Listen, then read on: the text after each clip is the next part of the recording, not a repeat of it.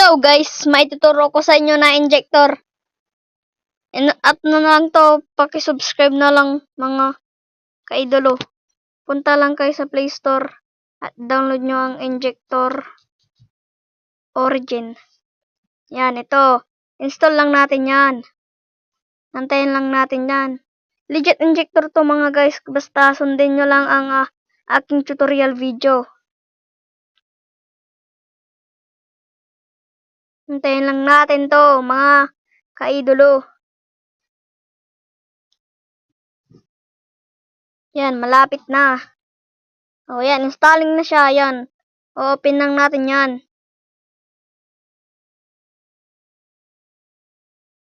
Yan, open lang natin yan. Wala na kayong ibang gagawin dyan, basta tingnan nyo lang yung tutorial ko.